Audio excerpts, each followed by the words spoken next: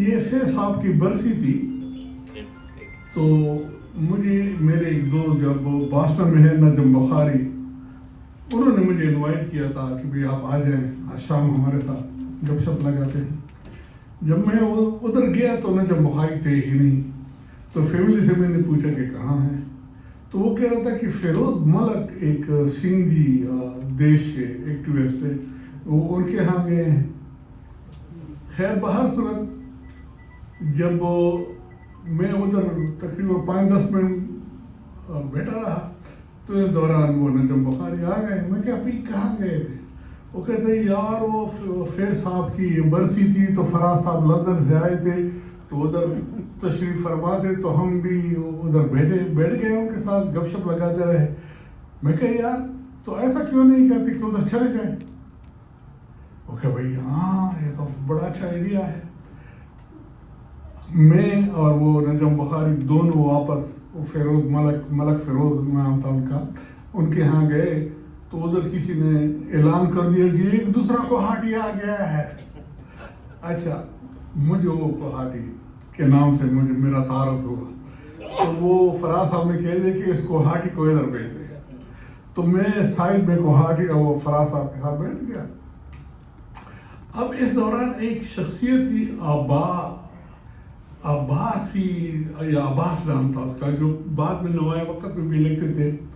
انہوں نے کچھ ایسی عجیب و غریب حرکت کی جو مجھے اچھی نہیں لگی. میں نے ان کو جواباً کچھ کہا. اب فراز صاحب نے تو یہ اس کا بالکل خیال ہی نہیں تھا کہ میں اس طرح کی وہ جو ہے نا تو مجھے وہ دیکھتے رہے. تو اس کے بعد جناب والا یہ لوگ جو آئے ہوئے تھے فراز صاحب کو اپنے ساتھ لے جانے کے لیے لیکن جب یہ واقعہ ہوا تو وہ صاحبزادے بول رہے تھے کہ فراز صاحب یہی پٹھان آپ کو لے جائے. یعنی عجیب و غریب سی بات ہے نا. میں تو ادھر ایک اجنبی کے طور پہ گیا تھا. میں تو اس لیے تو نہیں گیا تھا کہ میں فراز صاحب کو اپنا تو فراز صاحب نے مجھ پہ ہاتھ رکھا کہ میں اسی کے ساتھ ہی جاؤں گا اور پھر اس کے بعد وہ ہمارے ساتھ ہی گئے. اور مجھے ابھی تک یاد ہے کہ فائر ہائیڈرن تھی تو میں نے ان کو مذاکر کا میں فراز صاحب خیال رکھ فائر ہائیڈرن ہے اور یہ بھی اسٹیل کا بنا ہوا ہے. تو وہ کہنے لگا کہ کیا فرق پڑتا ہے میں بھی اسٹیل کا بنا ہوں. اچھا باہر صورت یہ اس کے ساتھ میرا جو ہے نا وہ تعارف ہوا. پھر گفتگو میں نے اس کے ساتھ ایک ویڈیو تھی جو کہ لاس اینجلس میں ان کا مشاعرہ ہوا تھا تو وہ میں نے لگا لی. جب میں نے لگا لی تو میں نے دو تین چیزیں اس میں نوٹ کی. ایک آواز ایک شاعری اور ایک اس کا جو انداز تھا. میں نے ان کو کہا فراز صاحب ہم آپ کا پروگرام نیو یارک میں کیوں نہ کریں؟ میں کہا ہاں بھائی. میں کہا لیکن ایک وعدہ آپ نے کرنا ہے. کیونکہ وہ کیا ہم پروگرام کریں گے لیکن آپ ہر سال آیا کریں گے.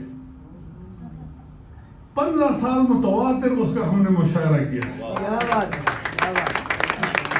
جو دلچسپ بات ہے وہ یہ ہے کہ کوئی مشاعرہ ہم نے مفت نہیں کیا.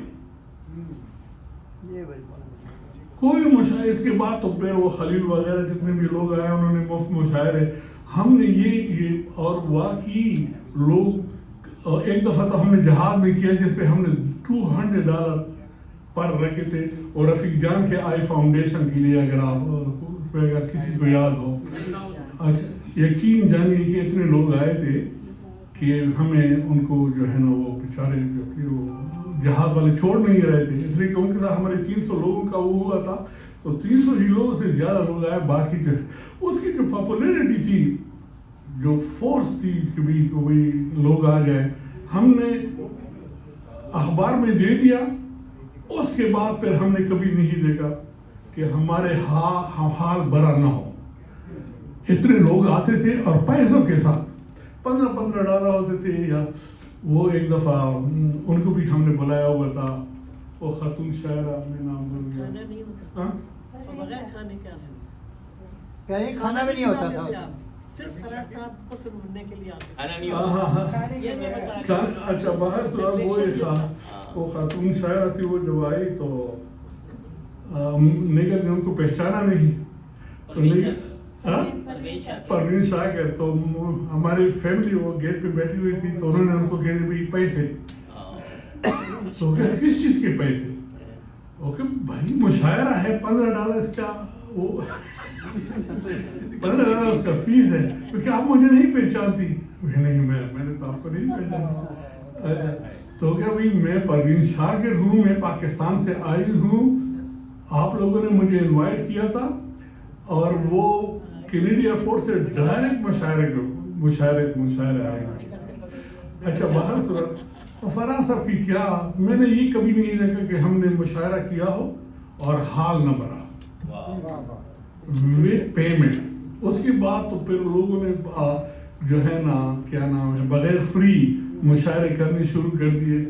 جو میں اس کا ذرا سا میرا ذاتی ان کے ساتھ اختلاف تھا کہ بھی ایسا نہیں ہونا چاہیے.